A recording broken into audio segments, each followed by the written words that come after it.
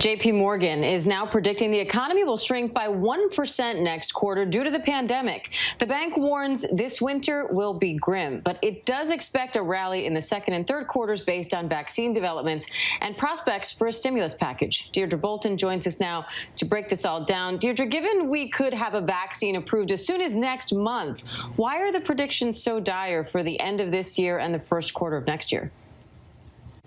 Well, I think it's about timing, Diane, and even JP Morgan Chase included that as part of that overall call. So we have what we're dealing with currently, which is the rising number of coronavirus cases, and of course, the behavioral changes that means collectively for all of us. A third point, which was not mentioned in the JP Morgan call, but was mentioned with Bank of America, is that right this second, there is a stimulus vacuum. We are all collectively waiting to see if another form of stimulus and another form of support will be passed for average Americans. You know, there's 21 million Americans who are receiving some form of unemployment insurance.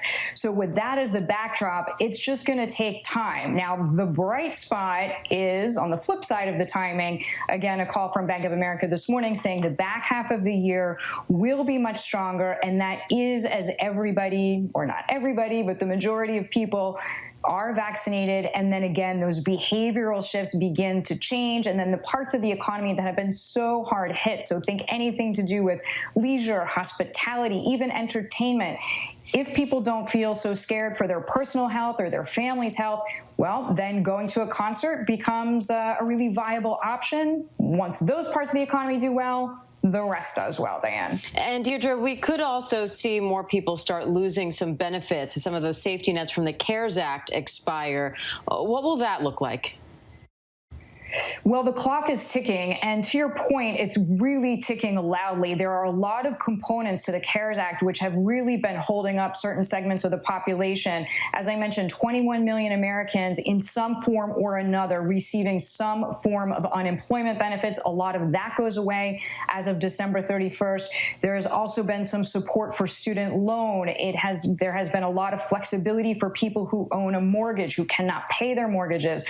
Right now, you are not allowed as a bank to foreclose on those properties if somebody has a mortgage that is backed by Fannie Mae or Freddie Mac. That's about 75% of our population. If you are a renter, it is illegal from the federal standpoint to be kicked out of your place. So these are all really serious support mechanisms that were put into place in the CARES Act in March.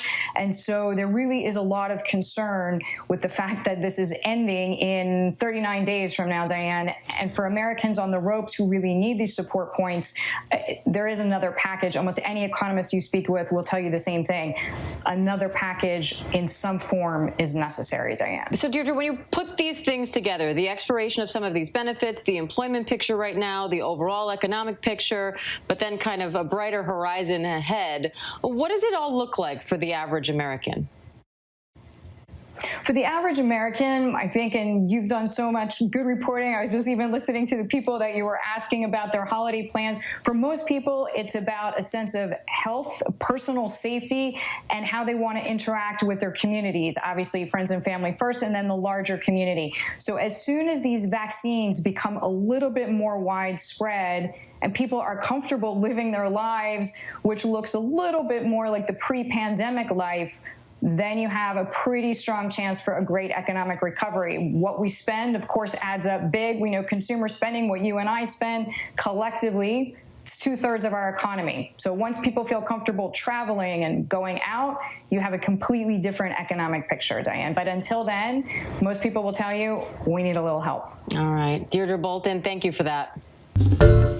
Hi, everyone. George Stephanopoulos here. Thanks for checking out the ABC News YouTube channel. If you'd like to get more videos, show highlights, and watch live event coverage, click on the right over here to subscribe to our channel. And don't forget to download the ABC News app for breaking news alerts. Thanks for watching.